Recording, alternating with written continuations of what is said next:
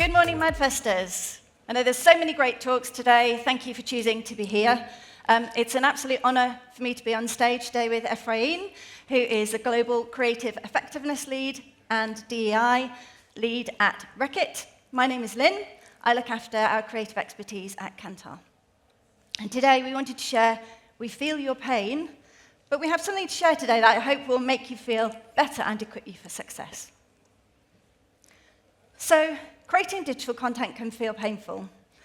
You know, there's a 50% chance that your effective TV ad even, will be equally as effective when you take it into a digital context. There's a 37% chance that your digital content will have little or even a negative impact on your ROI. Digital channels, though, are really important. And that's because they're particularly effective at building brand difference, as you can see here. So this is from our cross-media database, and we can see that it over-indexes in terms of its ability to build difference. Why is this something you should care about? Maybe you're asking yourself. That's because you can see here demand power, that's about your volume sales. Difference contributes to those, but where difference really makes a difference is when it comes to your audiences, your customers' willingness to pay more for your products. So if you're fighting against own label competition or other generics, that's really, really key. So we've got some pain relief, as I promised you earlier, for marketers. And in a digital world, connected creativity really is the cure that you need. And today we've got a brilliant success story to share with you with Efrain about how Nurofen have done that in closing the gender pain gap. Thanks, Lynn, and I love the pun on the content. I think, Nurofen has been a leading over-the-counter pain relief brand for some time. And over the last several years, it's had some significant headwinds. We know punctuated by the cost of living crisis, where people and pain sufferers are turning to owned labels as an alternative solution to fit budgets. And so if we go to the next slide, we know that we've had to do something quite different. The category is built on talking about efficacy, and we really needed to shift from talking about pills to talking about people. And that shift was a long shift. We didn't just do it overnight. It's been something we've been working on for years on the brand. And that shift has resulted in some significant improvements on the brand equity, which is what we're seeing here. This is from Kantar's Brand Z data, which looks to measure the impact of brand value on top of the business. And so over the course of those last 3 years, we've seen significant improvements on people feeling our advertising is more meaningful. We have a better brand purpose. We're a meaningful brand. We stand more for just the products and solutions we offer, but also more people are responding to having bought us most recently, which is a great sign to see in the context of the severe headwinds that the brand was facing for the last few years. So we've got 4 pillars to share today. Honestly, I would have been happier with 3. And I can see people from Kantar in the audience who know I'm a bit obsessed with that. But we can get away with the 4th one because it's about doing the other 3 on repeat and doing that consistently. So linking meaningfully with your audience. This is critical because people pay attention to things that are relevant, things that make them feel something. So if you want to cut through the clutter and for people to not only notice you, but remember you, then tapping into human insights, tapping into the cultural zeitgeist is key to being effective. Also, if you want to portray your audience authentically, which we know is key to making that emotional connection with them, you've got to really understand them deeply and go beyond that surface level. And you may have seen the Sinai pain work from Nurofen. We've been out in market for the last couple of years. I see some familiar faces in the audience who've worked on it. So I think what's really interesting for us is that shift from pill to people and really thinking about empathy. And if the brand purpose is to put people, not pain, in charge of their lives, to Lynne's point, we needed to better understand the lived experiences of pain sufferers. And those experiences are not equitable when we think about men and women's experience with pain. And so For us, it's really thinking about how we make that shift and doubling down on that strategy to bring empathy into this discussion where everyone else is talking about how fast and how long their product can last. And as the leaders, we deliver that, but we can also deliver more. And so by really understanding that women are disproportionately affected by biases in the healthcare system and the people who run and manage healthcare systems, women are disproportionately experiencing pain by volume and by frequency, yet are having their pain more frequently dismissed than anyone else. And that has led to these statements that are on these make-believe products, but these are real things women are hearing when talking to their healthcare practitioners and professionals, their GPs, and even their partners.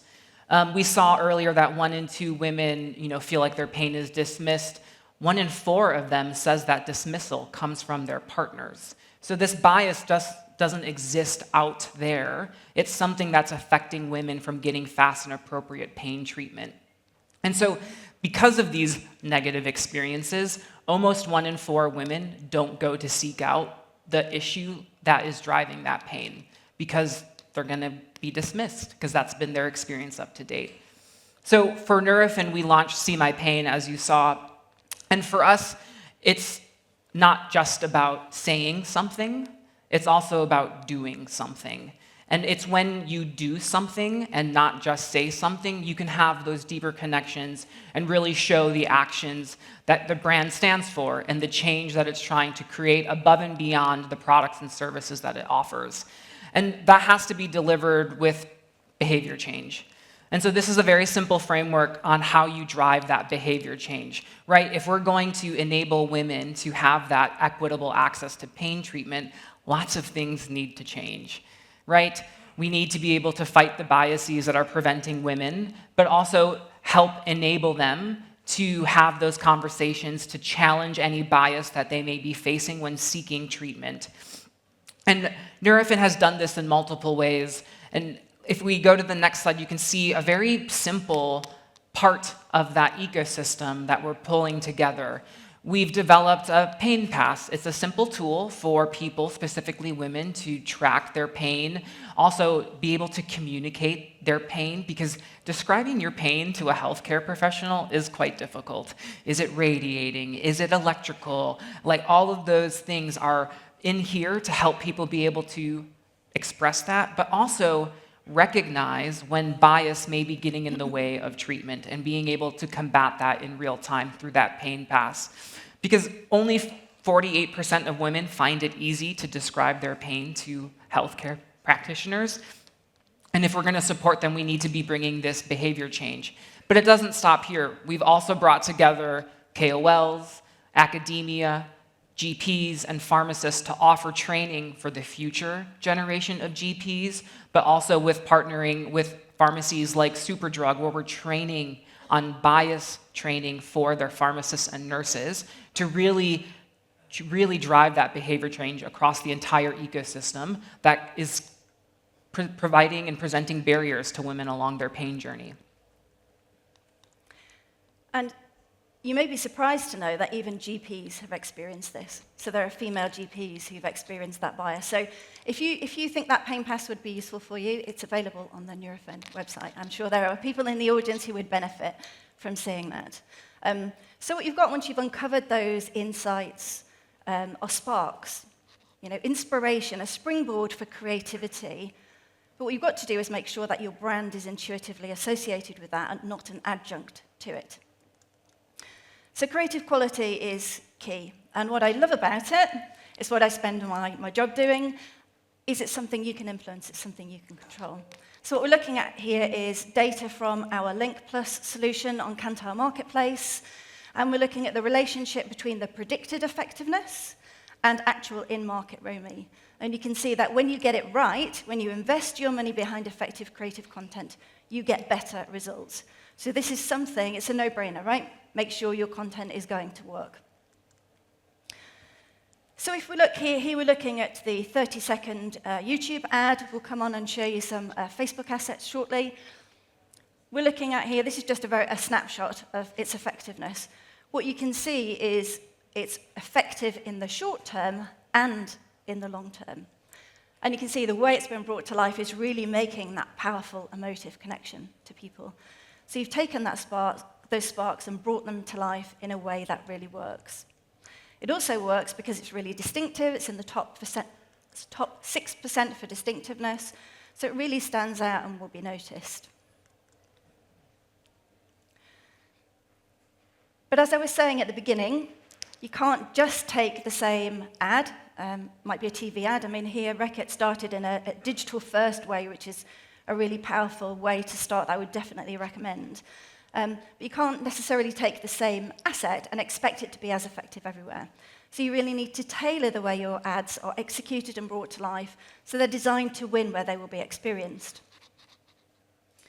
And if we think about the importance of emotional engagement in digital contexts, it's key, and it's an area that currently digital ads underperform in. So when ads are emotive, as you can see in the orange bracket, see the coordination? Wearing Nurofen colours, you get greater impact and memorability. So your ads are noticed more, and they're more likely to be remembered in association with your brand. But look at the next bar. It also delivers long-term effects. And it makes sense, if you want to achieve a long-term effect with your advertising, then people need to remember it and they need to associate it with your brand. And we remember things that make us feel something. Let's see the ads. Let's take a look.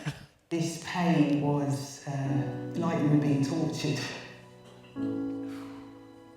Over 50 years of living with pain.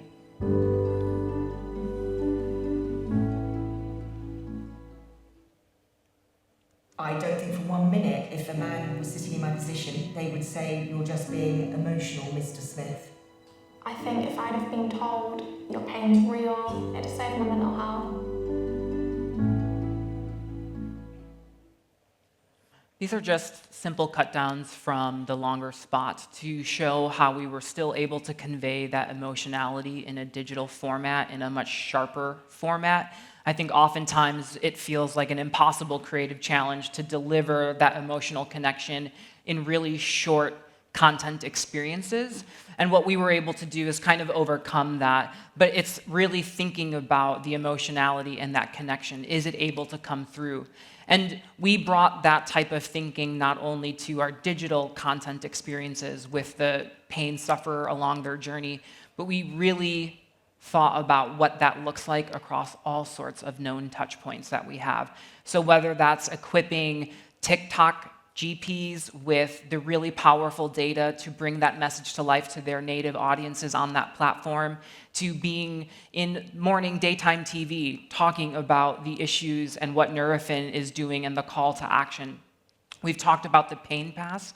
It is quite literally physically available at pharmacists and also online because we want to be there, enabling to draw that emotional connection like the fake products we saw earlier. Those make for great out-of-home, placed close to pharmacies to bring awareness to some of the ridiculousness that is born from the gender pain gap. And we had positive response from people. If you move to the next slide, we can see that this content really connected with people, not only women who might be facing these types of dismissals, but we also saw men positively respond to this content because men are often, part of the problem, as we saw 1 in 4 women say their partners are dismissing their pain, but they also see what their partner is going through. And so by bringing them along on that journey, it's been really positive for the brand. And we've had really strong brand equity scores that you've seen, and some of this feedback really gives us that kind of courage to keep bringing that story to life and helping drive that change. So Efrain's already touched on this to an extent, but this is about, how do you make it all come together? How do you ensure you get those magical effects that come from having a multimedia campaign? You might be trying to reach more people. You might be trying to extend the effect of media that you've already invested in. There can be so many different benefits you're seeking to get. And this word, for us, really captures that. So when you think about this at the moment, I think you might have synergy in your head. You know, we need synergy across our different assets. How are we going to get the synergy? I'd love you to go away today and think about stickiness. How will it all stick together in people's heads? So we need to think about stickiness in different ways. So if you want your ads and your content to stick together, you've got to design it in from the outset. You've got to know what your North Star is, what your anchor is. And Efrain has said, you know, that's really clear in the Nurofen gender pay gap work. You've got to be realistic about what will stick in people's heads. You know, we love ads. We see all the detail. Your audience don't. They will remember a particular moment of it. At Kantar, we call that the creative magnifier. So you've got to think, okay, what will stick in people's heads from all the different assets that they're going to see? And will that layer up to build this consistent impression of what my brand is all about? You've got to be intentional in making your ads sticky. So we talked about how to do that already. You know, leverage emotion, leverage creativity. And, you know, we've got one angle of emotion here today. There's a whole huge spectrum of the ways in which you can engage people and make them feel something. Humour, for example, is massively underutilised in digital contexts. But when you get it right, it can be really effective. Stick with what works. Efrain touched on that already. If you've got great content and it's working, keep using it, keep refreshing it, keeping it alive. But also stick together as a team. You know, we're privileged, and it's a great joy for us to work with Reckitt on this fabulous project. But there's also a lot of key partners here. You know, the creative agency, McCann, Zenith is the media partner. But internally within Reckitt, there's a whole science team, there's a global innovation team, local and global teams. So you've got to really work hard in sticking all of that together. Yeah, I'm Puerto Rican, and it's funny when Lynne shared this slide with me, I was like, oh, my family has a word for this. It's called pegao. And if those of you who know are Puerto Rican in the audience, likely not, but Boricuas, I see you. It's essentially the burnt-on rice that is stuck at the bottom of the pot when you make a giant pot of rice, but it's also the most coveted rice in that pot. And it's called pegao. So in our family, sticking together is pegao. And so it's about togetherness, and bringing that cross-functional thinking is really powerful and was really helpful for really making and helping Nurofen take this big strategic shift. So you can see that this concept and pegao is something that makes Efrain and I very happy, but it's also something that will make your CFO very happy. So again, here we're looking at Kantar cross-media data. What you can see in the purple column is campaigns that aren't well integrated. That's our base measure. But when you have that cohesion across your assets, when they stick together, you get a 31% increase in effectiveness. When, in addition to that, you're tailoring your assets, you're designing them to win where they'll be experienced, you get a 57% increase. What's not to love about that? Yeah, in the Nurofen work, we saw, you know, I think a lot of people, especially media teams and buyers, are really focused on efficiency returns on those investments. The higher quality creative that we saw and generated by having that unique understanding of women's experiences, bringing that creativity, we saw 38% more efficient costs per. So there's value in efficiency as well that often gets underplayed within the media environment. So something we saw, but most importantly for Nurofen, we're seeing impact. It's a systemic change that has to happen, and it's not something that's going to happen quickly, but through the efforts and coalitions of all of the teams Lynne mentioned, the partners that we're bringing along in the short few, I think it's 2 years since we've been really leaning in See My Pain, we've seen a decrease in the gap, which is great. That's the positive impact that we want to be driving, the more women getting fast and appropriate access to pain treatment. So whenever we show up on stage and tell fabulous success stories like these, we focus on equipping you with something that's useful that you can go away with, and not just telling a great story. So linking meaningfully with your audience, you need to think about how you're going to engage with emotion. Especially in digital channels, it's underplayed, but it's key to getting those long-term returns. Creativity is great to earn attention, but you need to go beyond passive attention and watching to active emotional engagement and ensure that's associated with your brand. Now, you might be thinking, okay, well, I just need to integrate my brand cues, don't I? No. You need to ensure your brand is linked to the part of the ad that's memorable, that it fits with what people think about your brand as well, and ideally that they think only your brand could be doing this, which is clearly the case for Nurofen. Linking natively where your ad will be experienced. I need to write slides that are easier to say, don't I? So link natively where your ad will be experienced. That's about being an enjoyable part of people's lives. You do not want to be that unwelcome disruption. You'll just be skipped, scroll past, annoyed people, forgotten. Make sure your content is enjoyable. And finally, do that on repeat. So make sure your content is sticky in all of the ways that matter. So we hope you found that useful and inspiring. Do come and see us at Kantar Marketplace. We're at Cabana number 9, which is just outside the door there. And thank you for your time and coming along today. Thanks, everyone. I should have a couple of questions for you, if that's all right. Firstly, Lynne and Efrain, thank you for such an impactful presentation. Impactful because it shows the role that brands can play in social important change, but also impactful in terms of proving through Kantar Marketplace actually the impact that the advertising had. One of the questions I had, Efrain, is leaning into this kind of thing, particularly when it is omnichannel, connects through to Superdrug and into the GPs. It's a lot more work than running traditional advertising. It's the right thing, but how has Reckitt adapted to the change in the type of communications that this represents? It's a lot more work at first, but I think it's the learning curve which makes it feel like more work. We're not doing anything that is stretching the business above and beyond. We already have HCP marketing. We already have consumer marketing. We already have R&D and science teams. It's just about aligning everyone under the same fight. At Reckitt, we don't talk about purpose. It's about what is the brand fight, because it dictates enemies, allies, and specific battles. And we were already in those battlegrounds with our brand work. It was just about bringing it all together under that fight. Interesting. I love the fight analogy. And Lynne, you made the point about emotion and how impactful it is in making sure that advertising or communication works. And we've kind of always known that, yet we seem to have strayed away from kind of using emotion in advertising. Why do you think that might be?